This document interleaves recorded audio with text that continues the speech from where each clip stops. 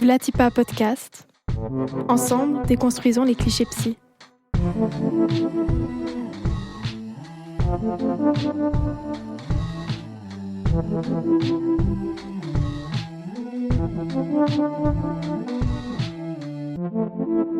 Vlatipa Podcast.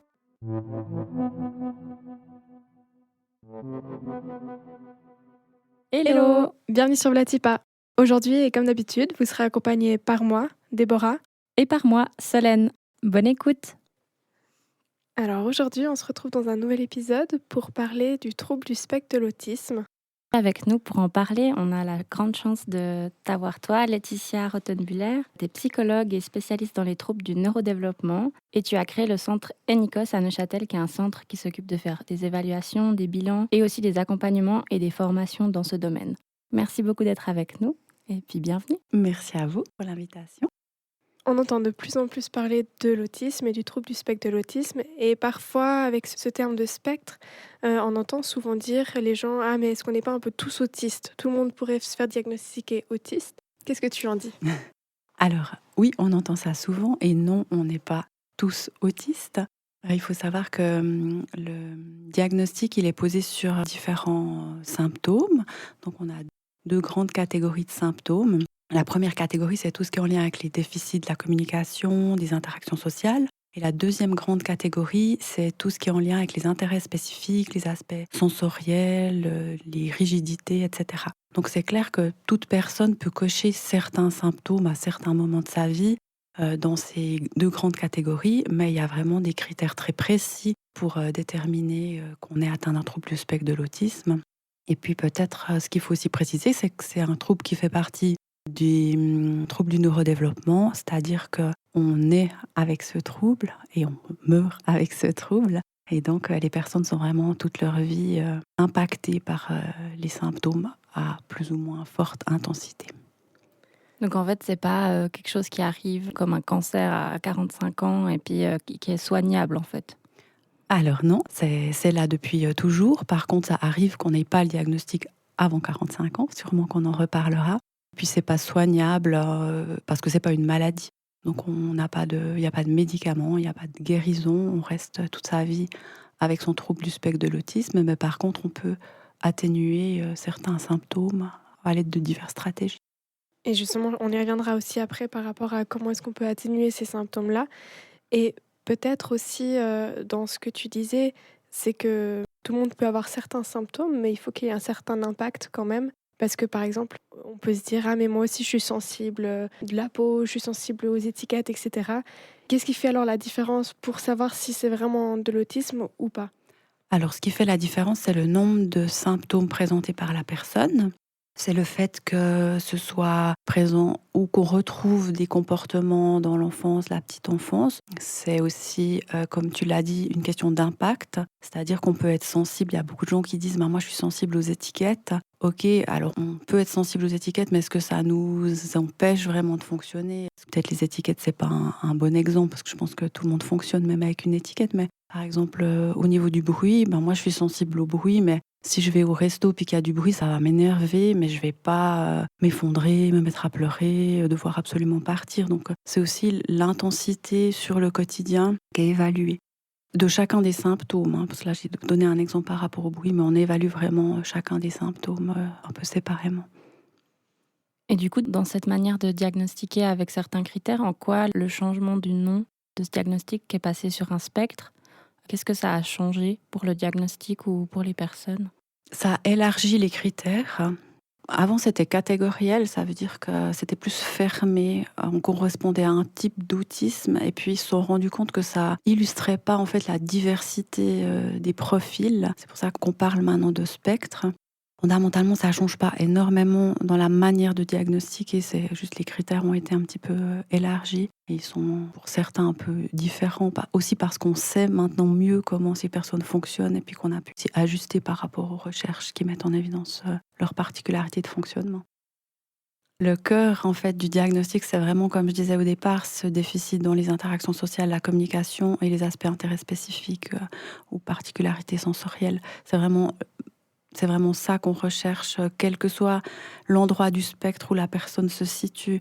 La notion de spectre, elle est aussi intéressante par rapport à la sévérité ou à l'intensité de l'impact du trouble sur le quotidien.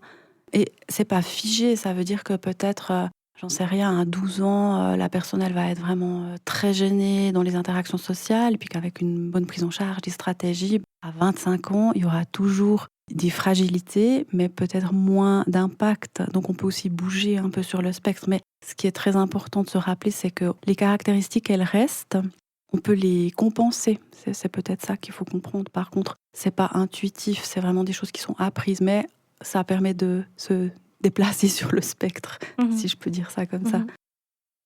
Tu disais que voilà, ce spectre, ça a aussi permis d'être plus large, d'inclure aussi une plus grande diversité dans le trouble. Donc actuellement, on diagnostique mieux parce que ça permet aussi d'englober plus de particularités différentes. Ce qui fait que peut-être tu l'as dit avant, il y a des diagnostics à l'âge adulte qui peuvent arriver parce que justement, on se rend compte de certaines choses aussi avec les connaissances qui avancent. Est-ce que, dans ce même ordre d'idée, est-ce qu'il y a des différences entre les genres? Oui, bien sûr. Alors, il y a des différences, comme dans beaucoup de troubles, hein. Il y a des différences qu'on commence maintenant quand même de connaître un petit peu mieux. Ce qu'il faut savoir, c'est que les critères diagnostiques, il y a maintenant, je ne sais pas, dans les années 40, 50, je crois, donc il y a quand même un petit moment, ils ont vraiment été établis sur des observations de garçons. Donc, on a déterminé des comportements chez les garçons et ensuite, c'est vraiment sur ces critères-là qu'on a aussi développé les outils de diagnostic. Et puis maintenant, on se rend compte que chez les filles, ça peut prendre une forme différente. Alors, les difficultés, elles sont là, mais les filles, elles ont souvent des meilleures compétences prosociales, où il y a toute cette notion de prendre soin, qui est quand même, dans les stéréotypes de genre, quelque chose qu'on retrouve beaucoup dans d'autres troubles, hein. Donc, c'est vrai que ça s'exprime différemment, voire très différemment, chez les filles et chez les femmes. Il y a aussi plus de masking, on appelle ça, donc de stratégie de dissimulation, de camouflage du trouble chez les filles et chez les femmes. Qu'est-ce que ça signifie le masking, le camouflage? Ça veut dire, c'est vraiment, les gens expliquent ça vraiment très bien en disant, je joue un rôle ou je mets un masque. Voilà, ils ont décodé la manière dont il faut se comporter, qu'est-ce qui est attendu dans telle et telle situation, et puis ils mettent leur habit de camouflage ou leur masque. J'ai une patiente qui disait, pendant très longtemps, elle mettait sa prothèse. Puis après, voilà, quand il y a eu le Covid, elle a enlevé sa prothèse parce qu'elle avait plus besoin de jouer un rôle. Et puis après, elle n'a plus jamais pu la remettre. Donc c'est vraiment ça, c'est vraiment cette notion un peu de se camoufler. On appelle aussi, on dit souvent aussi, c'est des caméléons, de jouer ce rôle social attendu ou qu'on estime être attendu. Et est-ce que c'est une bonne chose ou une mauvaise chose? Parce qu'on peut imaginer que ça permet de s'adapter, de comprendre un petit peu comment agir. Alors les deux, c'est positif parce qu'effectivement, ça permet de s'intégrer, d'être inclus au niveau professionnel, social. Par contre, ça a un coût très très élevé, et parce que ça demande beaucoup d'énergie de devoir toujours masquer, se conformer, enfin ne pas être qui on est. Et puis ça peut vraiment engendrer des burn-out autistiques, des troubles anxieux, des dépressions. Enfin voilà, ça peut engendrer d'autres troubles parce que c'est très coûteux en termes d'énergie. Donc c'est une bonne chose et une mauvaise chose. Parce que du coup, tu disais que l'autisme est un trouble du neurodéveloppement qui est censé être présent depuis la naissance, mais il y a souvent des adultes qui se font diagnostiquer. Comment est-ce qu'on fait à ce moment-là pour diagnostiquer un adulte? Est-ce que c'est différent ou comment on fait? La démarche diagnostique en soi, elle n'est pas différente parce qu'on a une sorte de canevas, parce que comme je disais, on doit cocher un certain nombre de critères, donc on a une démarche diagnostique qui n'est pas différente. Par contre, les outils utilisés peuvent être un peu différents. Ça nécessite un petit peu plus d'observation clinique, puis un peu plus de finesse pour justement pouvoir un peu démêler qu'est-ce qui pourrait être de l'autisme ou qu'est-ce qui pourrait être aussi d'un autre trouble. Il y a aussi la notion de trauma, il y a la notion d'autres troubles en santé mentale que chez les enfants, on doit moins explorer. C'est vrai que quand on voit les enfants à 4, 5, 6 ans, on ne se pose pas la question oui, alors il peut y avoir des traumas, bien sûr, mais a priori, c'est quand même pas tellement la population qu'on reçoit. Et puis, il n'y a pas la question d'un trouble bipolaire ou d'un autre trouble associé en santé mentale. Ce qui est quand même plus compliqué à démêler chez les personnes adultes qui ont déjà un long parcours, puis souvent déjà des hypothèses sur leur diagnostic ou sur leur fonctionnement. Donc ça demande plus de finesse, on va dire, clinique. Mais les principes sont les mêmes en fait au final. Oui, les principes sont les mêmes. Puis peut-être ce qui est aussi important, après pour les gens qui écouteront, c'est qu'on essaye toujours d'avoir accès à l'enfance, parce que comme tu l'as redit, c'est un trouble qui doit être déjà présent dans l'enfance. Donc parfois, il est très masqué et puis on a de la peine à retrouver les éléments dans l'enfance. Mais dans la démarche diagnostique, c'est vraiment très important qu'on puisse avoir le témoignage d'un proche. Bien sûr que parfois les parents, c'est pas possible pour diverses raisons. Mais on insiste toujours beaucoup auprès des gens qu'il faut que si les parents sont pas là, s'il y a une cousine, un frère, une sœur, des fois le conjoint, même s'il connaissait pas la personne dans l'enfance, mais pour avoir vraiment aussi une vision un peu extérieure du fonctionnement de la personne pour qu'on soit sûr qu'on est sur le bon diagnostic. Et sûr, on n'est jamais sûr, mais voilà, qu'on ait le maximum de certitude par rapport à ça. Du coup, maintenant qu'on a un peu posé le cadre et puis quelques aspects théoriques, nous, notre but ici, c'est qu'on puisse aussi s'attaquer un peu aux clichés qui collent à ces troubles. Un des premiers clichés qui me vient à l'esprit, c'est que, par exemple, les enfants autistes ne parlent pas ou ne font pas de contact visuel. Ou à l'inverse, s'il y a du contact visuel, c'est qu'il n'est pas autiste. Qu'est-ce que toi, t'en penses de ce cliché? Alors c'est vraiment le cliché. Donc après, c'est toujours très nuancé. Bien sûr qu'il y a des enfants qui ne font pas de contact visuel, qui ne parlent pas, mais il y a aussi des enfants qui parlent très bien et qui ont aussi des bonnes compétences au niveau du contact visuel. Après, le problème avec le contact visuel, c'est qu'on pense que la personne ne regarde pas. Mais en fait, c'est beaucoup plus subtil que ça. Ce qu'on cherche quand on fait l'évaluation, c'est vraiment la modulation du contact visuel. Comment la personne se sert du contact pour introduire l'interaction verbale, pour la terminer. C'est vraiment cette modulation. Donc, c'est pas je regarde ou je regarde pas. Ça, c'est un premier point. Et puis, les personnes, alors peut-être moins les enfants, mais les personnes, elles développent quand même assez rapidement des bonnes stratégies pour ne pas avoir le contact visuel direct. Et souvent, elles nous disent après, moi, je regarde les sourcils ou... voilà, donc il y a vraiment des petites stratégies que les gens développent, ce qui fait que les personnes qui ont zéro contact visuel, c'est quand même pas si fréquent. Surtout les personnes qui sont fonctionnelles, qui n'ont pas de déficience associée ou qui ont vraiment cette capacité de mettre au point des stratégies. Donc c'est vraiment le cliché. Si la personne regarde, c'est qu'il n'y a pas d'autisme. Ça, on peut pas vraiment se baser là-dessus pour faire un diagnostic. C'est beaucoup trop simple, en fait. Déjà, ce serait un critère parmi tous les critères. Et puis, ouais, il faut pas... On ne peut pas se laisser entraîner dans quelque chose d'aussi basique. Mais on entend encore ça beaucoup. Hein. Puis il y a aussi un aspect parfois culturel, enfin du regard, Oui. Ne serait-ce que ça. Tout à fait. Et je trouve ça intéressant l'aspect c'est la modulation qui est importante parce que c'est vrai qu'on peut fixer le regard mais que ce soit trop et que ce soit pas du tout adapté parce que si on fixe quelqu'un trop intensément sans le moduler, c'est aussi inadapté dans un sens. C'est exactement ça. Et ça, c'est quelque chose qu'on voit souvent quand on travaille justement le contact visuel dans les séances, où les gens nous disent ah, mais alors combien de temps je dois te regarder dans les yeux? Parce que des fois, c'est exactement ce que tu dis. La personne, elle dit ok, je dois regarder dans les yeux, donc elle est comme ça. Puis nous, on dit oula, non, mais ça, c'est trop fixe, enfin, ça va pas. Puis les personnes nous disent oui, mais alors moi, je sais pas combien de temps exactement. Donc, et c'est compliqué d'expliquer ça parce qu'en tant que personne neurotypique, donc qui n'a pas d'autisme, on sait ça intuitivement, on réfléchit pas tellement combien de temps je regarde, quand c'est que je fais un petit coup d'œil à droite, à gauche. Donc c'est compliqué d'expliquer ça aux gens. Mais c'est vrai que c'est vraiment très subtil comme observation. Un des autres critères du TSA, c'est les intérêts spécifiques. Il y a certains types d'intérêts parfois dans l'enfance qui sont très connotés. Je pense par exemple le fait d'aimer beaucoup les trains ou les choses très mécaniques ou comme ça. Dans la réalité, ces intérêts spécifiques, ça ressemble à quoi?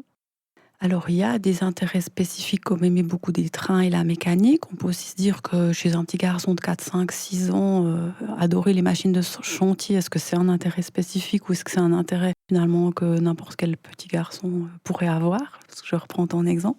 Donc, les intérêts spécifiques, ils sont vraiment très variés. Enfin, voilà, moi maintenant j'ai des enfants, leur intérêt spécifique, c'est plus les Pokémon, c'est un autre truc, les Ninjago. Mais c'est un intérêt spécifique à partir du moment où l'enfant, il ne parle que de ça. Ça devient, on dit, envahissant. Vraiment, quand on essaye de parler avec lui, il revient toujours avec ses Ninjago, ses Pokémon, etc. Mais voilà, c'est l'intensité de l'intérêt qui est un petit peu à évaluer. Et puis après, il y a plein d'autres intérêts qui sont tout à fait socialement très bien vus. C'est un petit peu cliché, mais chez les filles, on retrouve quand même souvent la lecture. Alors on se dit, bon, en quoi est-ce que la lecture, c'est un intérêt spécifique? Ben, ça le devient quand, à la place d'aller au ciné avec les copines, la jeune fille, elle reste lire. Que quand les parents disent, bon, ben, maintenant, on va faire une activité, elle reste lire. Enfin, c'est là que ça devient spécifique. Mais n'importe quel intérêt peut être spécifique. Et puis peut-être aussi ce qui est important, parce que ça c'est quand même des choses que les gens nous disent, c'est pas parce qu'on a une passion qu'on a de l'autisme. Encore une fois, il faut se rappeler tous les critères qu'il faut compléter. Donc on peut très bien être passionné par j'en sais rien, les horaires de train et pas avoir d'autisme.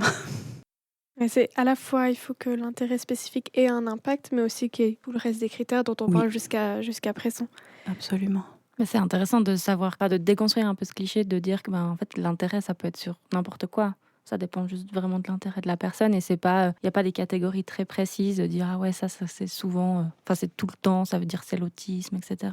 Non, effectivement. Et puis les intérêts, ils évoluent aussi dans l'autisme. C'est pas parce que déjà parfois il n'y a pas qu'un intérêt, ça peut être des personnes qui ont plusieurs intérêts, mais c'est toujours cette notion d'intensité. Et puis ils évoluent, ça veut dire qu'au bout d'un moment, peut-être qu'ils vont développer un autre centre d'intérêt. Enfin, c'est pas quelque chose de figé absolument dans le temps. Et il y a aussi un autre stéréotype qu'on entend souvent. J'ai l'impression que ça va dans les deux sens. Alors soit ils sont Asperger, c'est des génies, ou alors ils sont pas capables de fonctionner, d'être autonomes, etc. J'ai l'impression qu'il y a un peu ces deux stéréotypes et puis on croit que c'est soit l'un, soit l'autre. C'est là que la notion de spectre, elle est intéressante, parce que comme je disais tout à l'heure, on retrouve des personnes à tous les endroits du spectre. Peut-être pour préciser, donc le syndrome d'Asperger, ça faisait partie des anciennes classifications. Et puis, c'était pas du tout relié au côté génie. Les Asperger, c'était les personnes qui n'avaient pas de déficience intellectuelle. Donc, on peut avoir un syndrome d'Asperger, puis avoir un QI moyen à 100. On a fait cette espèce de raccourci entre Asperger et génie, mais c'était déjà pas ça dans les classifications. Le côté du stéréotype du génie, c'est vrai que c'est très ennuyeux. Ça porte quand même préjudice aux personnes avec TSA, parce que les gens, des fois, disent j'ai dit que j'avais été autiste, puis on m'a dit c'est quoi ton talent? Mais tout le monde a des talents, mais je veux dire qu'il n'y a pas forcément quelque chose de spectaculaire ou d'incroyable. Alors oui, il y a des gens, comme dans la population neurotypique, qui ont un talent ou du génie pour quelque chose, mais le pourcentage doit être à peu près similaire chez les personnes autistes ou chez les personnes neurotypiques. Donc on a vraiment ce cliché qui est beaucoup véhiculé par les médias, par les séries, etc. Et puis c'est vrai que c'est intéressant de mettre en avant des gens qui ont un talent incroyable, mais c'est clairement pas la réalité des personnes TSA. Et puis je pense que c'est vraiment plutôt quelque chose qui va leur porter plus préjudice, parce qu'on a cette espèce d'attente. Alors si t'as pas de talent, t'es pas autiste. Et à l'inverse, comme tu le disais, les personnes avec des déficiences qui sont un peu dans leur bulle. On peut aussi des fois voir ces images d'enfants un peu derrière une vitre, ou qui communiquent pas, qui sont vraiment repliés sur eux-mêmes. Donc on a vraiment les deux extrémités du spectre et tout ce qu'il y a au milieu, qui ne correspond ni à l'un ni à l'autre. Mmh. Mais ça me fait penser à ce qu'on parlait d'avant. Enfin, c'est que ça peut aussi être le fait d'un intérêt spécifique qui fait qu'en fait on est très très bon dans un domaine. C'est parce qu'on y met énormément d'énergie et du coup on devient très fort là-dedans. Ça veut pas dire qu'on a un QI au-dessus de la norme. Ça veut pas. C'est très juste. Il y a vraiment des personnes qui vont devenir experts dans un domaine de par leur intérêt spécifique. Donc ça, après, c'est une chouette ressource sur laquelle s'appuyer pour faire des projets de formation professionnelle, etc. Mais oui, ça peut être tout à fait l'explication aussi au côté de tout savoir sur une thématique. Et je trouve ça aussi intéressant par rapport aux films et séries. C'est vrai que s'il y a des personnes avec un TSA et qui ne sont pas représentées comme étant déficients, souvent c'est des personnes avec justement un génie, qui ont un talent, et puis on voit peu l'entre-deux en fait au final dans les films. Et du coup ça invisibilise aussi beaucoup le reste du spectre. Oui, tout à fait. Il y a je trouve maintenant quelques séries où justement il y a des personnages qui ont un TSA, mais c'est pas dit comme ça, et puis c'est pas montré ni d'une façon, ni de cette façon un peu génie, ni de cette façon dans la bulle. Ça commence, je trouve, mais c'est vrai que c'est encore un petit peu le début d'une nouvelle vision de ce temps. J'espère, ouais. Ou de montrer la diversité vraiment de ce qu'on peut retrouver. ça fait un peu écho à ce que je voulais dire après. C'est qu'il y a un autre cliché, c'est les personnes qui ont un TSA, elles ont de la peine à ressentir les émotions, voire même des fois on dit qu'elles sont pas empathiques. Ça confond peut-être un peu expression et ressenti émotionnel. C'est quoi la différence? Alors, elles ont des émotions comme tout le monde. Après, effectivement, parfois, le ressenti émotionnel, il est pas, enfin, il faut le travailler. C'est pas évident pour elles. Je pense que c'est pas évident pour d'autres personnes. C'est pas spécifique à l'autisme. Donc, il y a le côté de pouvoir ressentir dans le corps ses émotions, faire un lien avec les situations, etc. Donc ça, des fois, ça peut être un peu compliqué aussi en lien avec les particularités sensorielles. Il y a des personnes qui ont justement des hyposensibilités au niveau de leur propre ressenti, puis ça peut un peu brouiller le tableau. Donc, mais elles ont des émotions, elles les ressentent. Après, c'est effectivement des fois dans la capacité d'exprimer que c'est plus compliqué. Puis par rapport à l'empathie, il y a des personnes qui décrivent vraiment qu'elles ont justement un manque de filtre et qu'elles perçoivent toutes les émotions, tout ce qui se passe. Parce qu'à l'inverse de l'hyposensibilité, il y a une hypersensibilité peut-être un peu à l'environnement, mais que elles savent pas trop quoi faire de ça. Et puis après, c'est si je dois réconforter quelqu'un, elles peuvent être maladroites, ne pas bien savoir comment s'y prendre. Donc on revient plutôt à ce côté de déficit dans l'interaction sociale, donc une question d'absence d'empathie. Aussi les filles qui apprennent ça de manière stéréotype de genre où on s'occupe de l'autre, elles auront peut-être Exactement. beaucoup plus de facilité à le faire. Exactement. C'est vrai qu'on attend beaucoup des petites filles de ce côté de réconforter, de prendre soin. On leur apprend ça aussi avec les jeux, etc. Donc elles vont avoir plus tendance à le faire. Mais là aussi, ce qui est intéressant, c'est de voir comment elles le font, puis comment elles s'ajustent finement à la situation. Est-ce qu'elles vont appliquer une sorte de scénario appris parce que si quelqu'un tombe dans la cour et pleure, peut-être la petite fille, elle va aller, puis elle va consoler parce qu'elle a vu sa maman faire ça avec sa petite sœur, ou etc. Mais c'est plutôt quelque chose d'appris qu'elle va appliquer. Puis si la situation change un petit peu, elle va peut-être pas avoir le bon scénario pour offrir la bonne modalité de réconfort. Aussi, en lien avec cet aspect un peu social, relationnel, parfois on pense que les personnes avec un trouble du spectre de l'autisme, elles peuvent pas vraiment avoir de relations sociales, qu'elles peuvent pas, par exemple, être amoureuses. Est-ce que c'est vrai? Est-ce qu'il n'y a pas d'intérêt ou est-ce que, au contraire, il y a un intérêt également? Une personne, une personne. C'est-à-dire qu'il y a des personnes avec autisme qui ont absolument pas du tout d'intérêt pour les relations amoureuses, amicales, qui sont très bien toutes seules. Et puis il y a des personnes avec autisme qui adorent ou qui adoreraient faire partie d'un groupe, d'avoir des amis, d'avoir une relation, etc. Donc ça, c'est vraiment... Après, la personne, elle n'est pas définie que par son autisme. C'est aussi une personne qui a son tempérament, son milieu de vie, etc. Donc, il y a vraiment pas de... On peut pas dire oui ou non. C'est vraiment indépendant selon la personne. Après, c'est sûr qu'il y a peut-être une difficulté plus grande à créer une relation, à s'intégrer dans un groupe social parce qu'il y a ces particularités de traitement de l'information sociale. Mais l'envie, le désir, ça, je crois que, voilà, selon les personnes, ça peut être vraiment très présent. Ouais, c'est que c'est propre à chacun, chacune. Et puis parfois, ça peut être justement, j'ai l'impression un petit peu jugeant, de se dire ah mais de toute façon cette personne elle veut pas de relation sociale, donc c'est pas grave si elle est seule. Alors qu'il y a des personnes avec un trouble du spectre de l'autisme qui aimeraient pouvoir réussir à être en contact, mais qui arrivent peut-être pas. Oui, exactement. Ça, c'est vrai que chez les ados, c'est vraiment des choses qu'on essaie de beaucoup travailler, de comment faire pour aller vers les autres, pour avoir ce lien social. Et puis, des fois, les ados, je pense à une jeune fille que j'accompagne depuis longtemps, mais elle a dans la tête que avec les séries américaines, dans les collèges, dans les lycées, il y a des bandes, il faut faire partie de la bande de filles populaires, etc.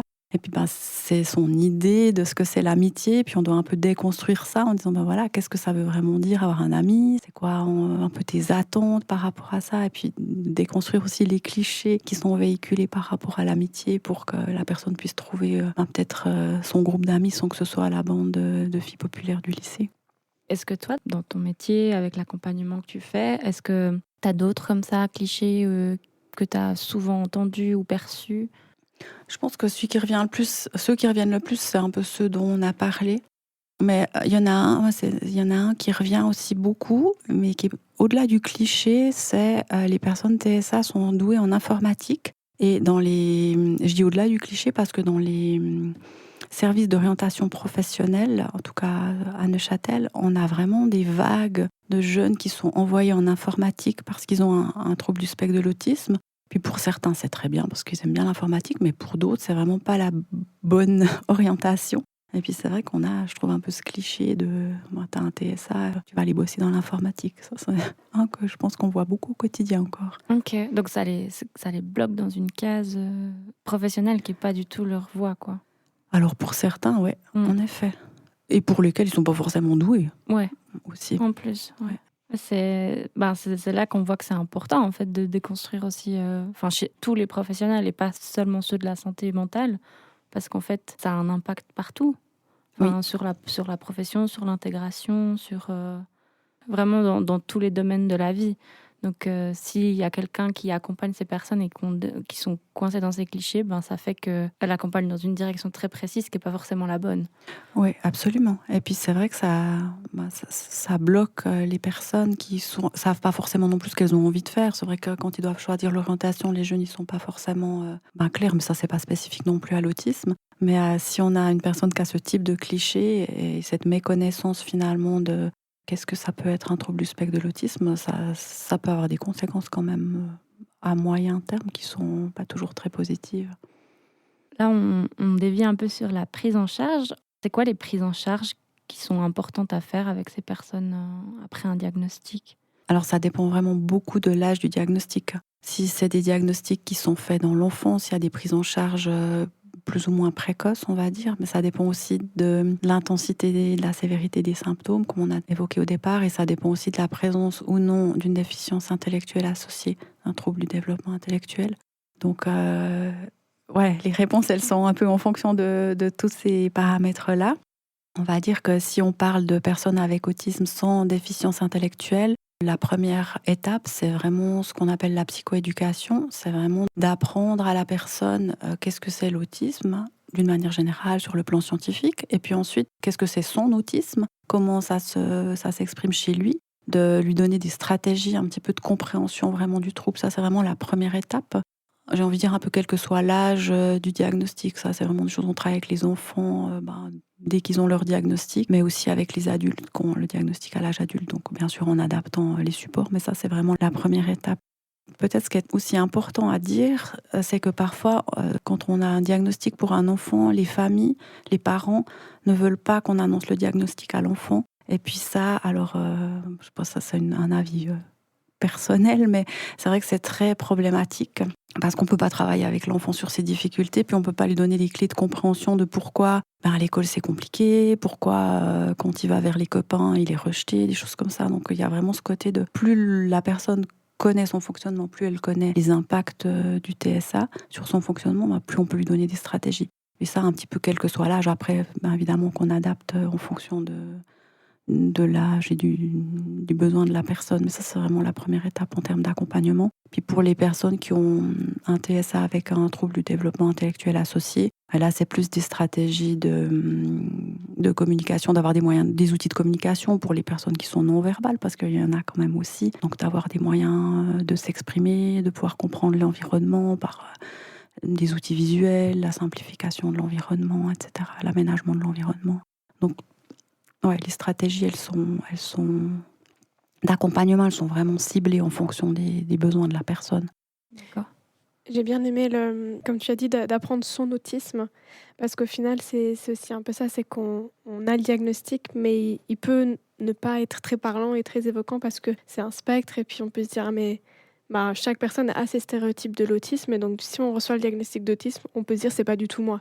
Après, c'est de comprendre comment est-ce que chez nous, ça s'exprime, et puis qu'est-ce qui fait que y a ce diagnostic, et puis quelles sont nos difficultés, nos facilités, etc. Puis comment c'est chez la personne individuellement. C'est exactement ça.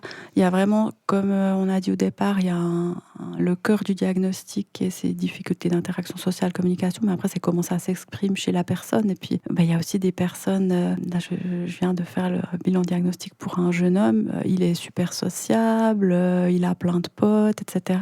Donc il me dit, parce que je suis clairement pas autiste. Puis là on est en train vraiment de déconstruire ça, de ok, t'es super sociable, sociable, mais est-ce que, par exemple, s'il va en soirée, il parle à quelqu'un, il me dit ah ben ça c'est mon ami. Donc on est vraiment en train de reprendre un peu justement, ça veut dire quoi être un ami? Pourquoi quand tu vas en soirée, tu as bu un verre, tu arrives facilement à t'intégrer, mais que quand tu es dans des interactions plus proches ou voilà, moins dans un cadre festif, c'est qu'est-ce qui bloque pour toi, qu'est-ce qui est difficile, etc. Donc on part vraiment des comportements de la personne, de ce qu'on observe, de ce qu'on nous dit, et puis on essaie vraiment de mettre en évidence. Ça peut être d'une manière assez fine, hein, comme il y a aussi toutes ces stratégies de compensation, de camouflage, il y a des gens qui fonctionnent quand même assez bien.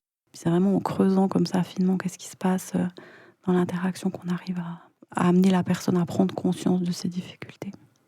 Ça me fait penser à ce qu'on disait au début, c'est ces stratégies de compensation, mais à quel prix? Enfin, aussi de voir des fois, en fait, oui, on a des interactions sociales, mais quand on rentre, on fait 3 jours off, sans personne, Ouais. parce qu'on a eu trop. Et c'est là où je me dis, un diagnostic, ça peut parfois amener beaucoup de soulagement. Aussi, peut-être une déculpabilisation, de se dire, en fait, je ne suis pas responsable de ce fonctionnement-là. C'est quelque chose voilà, que j'ai et que je ne peux pas enlever. Mais en même temps que voilà, je peux apprendre à travailler, à avoir des stratégies pour m'aider d'abord moi, avant de se dire, voilà, les autres vont apprécier comment je suis. C'est d'abord les accompagnements sont pour la personne et puis pour la soulager et puis pour l'aider en fait. Oui, alors clairement, après, ce qui se passe souvent, c'est que après le diagnostic, là je parle plutôt du diagnostic à l'âge adulte, les personnes, elles ressentent ce soulagement que tu évoques parce qu'elles se disent, ah ben voilà, toutes les pièces du puzzle en fait se mettent ensemble, je comprends maintenant un peu mon parcours de vie, les choses qui ont été compliquées pour moi. Par contre, donc il y a ce moment un peu de soulagement, et puis souvent après il y a un peu un creux parce que il y a le côté de colère, de pourquoi ça s'est pas vu avant, de tous ces efforts que j'ai faits, dont on n'a pas pris compte. Donc c'est le post-diagnostic, c'est un long chemin. Et puis ce qui se passe, c'est que effectivement, la personne, comme tu dis, elle peut se dire, maintenant je vais moins compenser. Pour moi, les fêtes de Noël, c'est trop. Alors, il y a des personnes un peu radicales, des fois quand même, qui disent, alors je vais plus du tout aux fêtes de Noël. Et ce qu'il faut savoir, c'est que l'entourage familial, proche, il n'est pas toujours prêt à accepter ça. Puis des fois, ça m'est arrivé quand même plusieurs fois ces dernières années, j'ai des maris qui m'appellent en me disant, oui, depuis que vous avez dit à ma femme qu'elle est autiste, elle fait 0 effort, ça va plus du tout. Il faut remettre les choses comme elles étaient avant. Donc c'est vraiment un travail aussi long de soi-même se dire où est-ce que je peux lâcher mes compensations, mais aussi que les proches acceptent et puis comprennent que la personne avant, oui, elle fonctionnait, mais justement, ça lui coûtait beaucoup. Et puis que tout le monde doit un petit peu bouger dans sa compréhension et son acceptation des choses. Mais c'est pas si simple. Voilà, si vous êtes marié depuis 15 ans, puis que votre femme, elle a toujours fait comme ça, et puis que tout d'un coup, elle dit, je veux plus faire ça. Oui, il faut être prêt aussi à faire soi-même un chemin dans ce sens-là. Donc c'est vrai que c'est... Donc c'est un accompagnement hyper global en fait. La personne, mais son entourage aussi, surtout, je pense avec les enfants. Oui. Pas que, mais... Oui, alors avec les enfants, c'est vrai qu'on travaille beaucoup. Quand j'ai parlé de la psychoéducation, on le fait aussi avec les parents. En premier, ça dépend toujours de l'âge de l'enfant, mais l'idée c'est vraiment que l'entourage comprenne ce diagnostic, comprenne ce que ça implique. Pour les adultes, honnêtement, on est assez limité quand même en termes d'accompagnement systémique parce que si la personne a la chance d'avoir un spécialiste ou quelqu'un qui peut travailler ces aspects-là avec lui, j'imagine que c'est quand même compliqué de travailler aussi avec la famille. On n'a pas vraiment, à ma connaissance, de système qui serait développé pour accompagner vraiment l'entourage de la personne, ce qui serait vraiment le top, quoi. On fait ça aussi, par exemple, quand les jeunes sont à l'école, on va voir les enseignants, etc. Mais clairement, c'est quand même assez limité. Et justement, si on parle un petit peu de ces adaptations, de tout ce qui peut être fait autour, à partir du moment où on commence à se poser des questions, on se dit: peut-être que, je me questionne si j'ai peut-être un trouble du spectre de l'autisme. Qu'est-ce qu'on peut faire? Comment on peut se renseigner? Quelles sont les ressources? Alors, il y a l'association Autisme Suisse Romande, qui est une bonne source d'informations. Ils ont une helpline ou hotline, je ne sais pas comment ils appellent ça. Donc, c'est toujours un bon premier pas de les appeler. Et puis, la personne qui répond, elle va pouvoir orienter aussi vers des professionnels pour faire le diagnostic. Donc ça, je pense que c'est un petit peu la porte d'entrée la plus sûre, on va dire, pour les gens. Après, il y a beaucoup de choses sur Internet, sur les réseaux. Il y a quand même aussi, comme on disait au début, beaucoup de gens qui vont se reconnaître dans les symptômes. Et puis, il y a aussi des gens qui vont s'autodiagnostiquer. Alors, voilà, moi, j'ai pas de problème avec les autodiagnostics. Après, il faut savoir à quoi ça va servir, puis comment on va pouvoir travailler sur cette base-là. Donc, on peut trouver vraiment beaucoup de de questionnaires aussi, un peu de pré-diagnostic à faire en ligne. Là, c'est difficile parce qu'ils ne sont pas tous très fiables. Il y en a qui sont très bien, puis d'autres moins.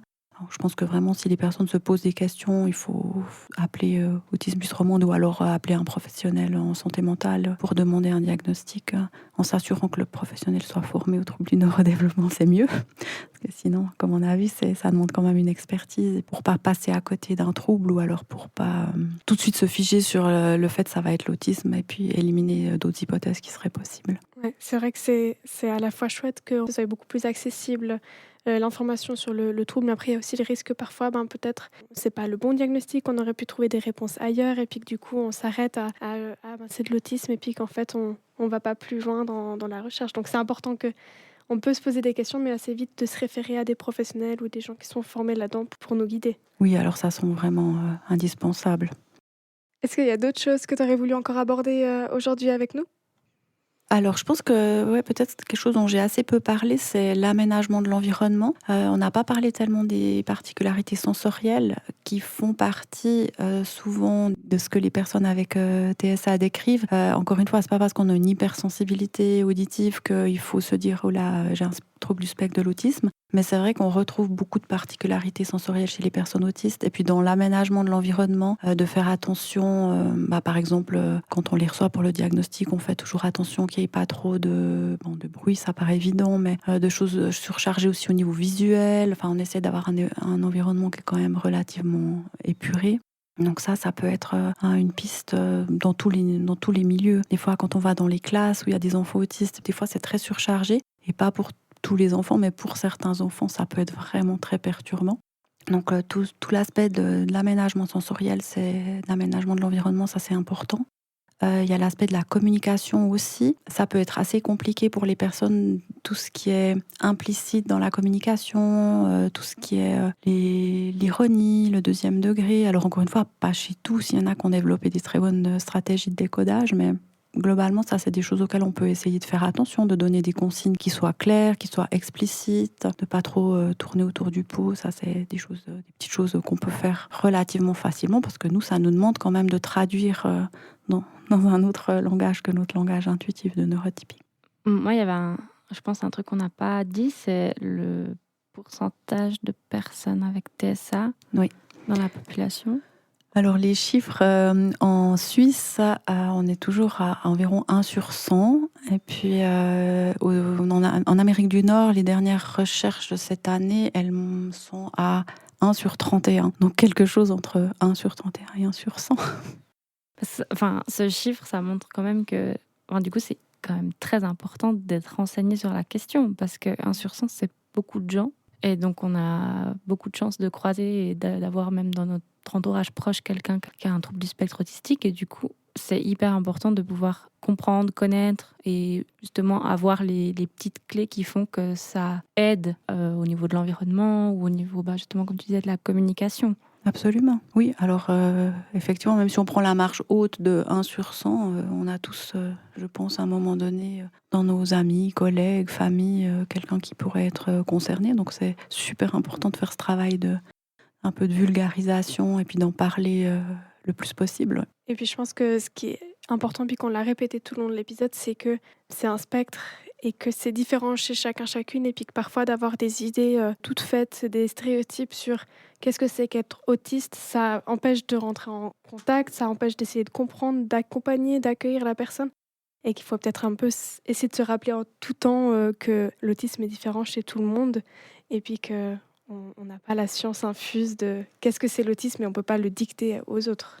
Oui, absolument. Et puis, je pense que la première chose facile à faire, c'est de demander à la personne de quoi elle a besoin, finalement. Et puis, souvent, les personnes peuvent dire, voilà, j'aurais besoin que tu baisses la musique quand on parle, j'aurais besoin, des petites choses toutes simples.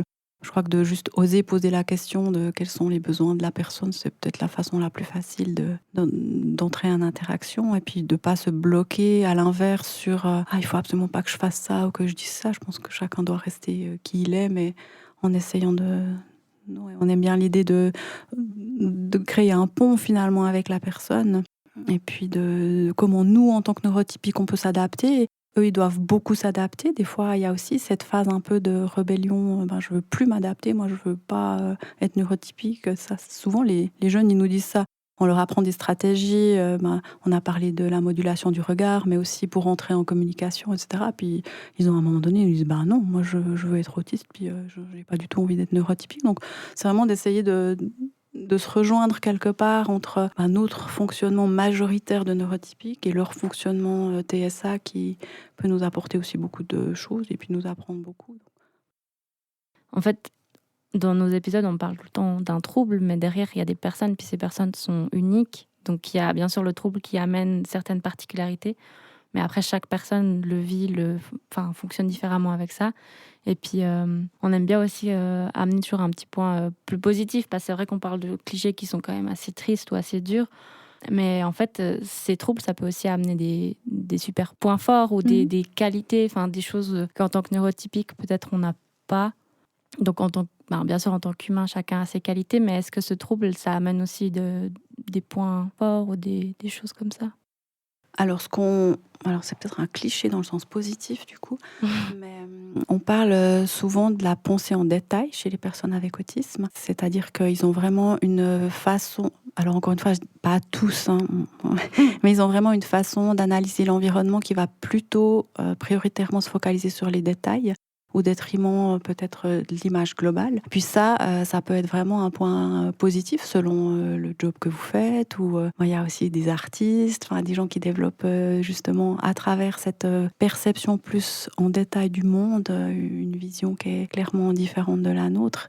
Il peut y avoir aussi dans les stratégies de résolution de problèmes des façons de penser qui sont tellement différentes que du coup, ils vont proposer des solutions auxquelles, un neurotypique basique aurait pas pensé parce qu'il y a justement une façon de voir le monde, différente.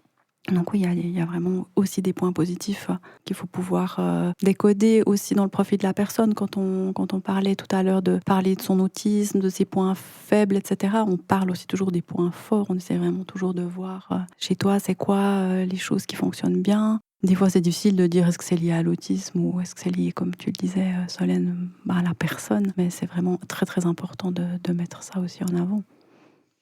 Et peut-être par rapport aux aspects positifs, maintenant il y a de plus en plus je crois que c'est plus en France, mais ça commence aussi en Suisse, de supermarchés qui font des heures calmes. Et puis le point de départ, c'était justement pour les personnes qui avaient des troubles au niveau sensoriel ou des troubles de type trouble du spectre de l'autisme.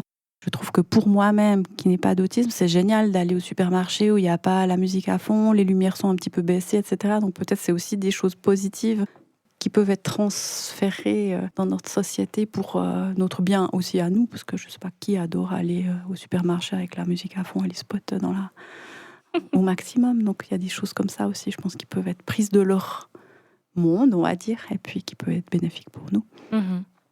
Je trouve que c'est une belle note finale du coup de voir aussi les points positifs, de ce que peut apporter le trouble du spectre de l'autisme. Donc peut-être que pour, résumer un petit peu, pour conclure, on a essayé d'aborder un peu à quoi ressemble le trouble du spectre de l'autisme, aujourd'hui dans cet épisode. Qu'on peut sûrement tous un petit peu s'identifier à certains symptômes du trouble du spectre de l'autisme, mais c'est pas pour autant qu'on est tous et toutes autistes. Et en fait, au final, il faut quand même qu'il y ait un impact significatif sur un nombre significatif de symptômes pour avoir un TSA. Et aussi, moi, ce que j'ai beaucoup aimé, qu'on a beaucoup souligné dans l'épisode, c'est que chacune a sa propre version du trouble du spectre de l'autisme, et puis ça nous aide de comprendre comment chacune est, mais aussi ça aide les personnes concernées pour mieux comprendre ce qui fait partie de leur autisme et puis ce qui est juste de leur personnalité. Et on vous met la ressource qui a été citée dans cet épisode en description, ainsi que plein d'autres ressources pour que vous puissiez en apprendre plus, que vous puissiez vous renseigner un peu plus. Voilà. Du coup, Laetitia, merci beaucoup pour ta participation et puis pour tout ce que tu as pu partager avec nous aujourd'hui. Et puis, on te souhaite tout de bon pour la suite. Merci à vous deux et puis tout de bon pour votre podcast qui est très chouette. Merci beaucoup. À bientôt. À bientôt.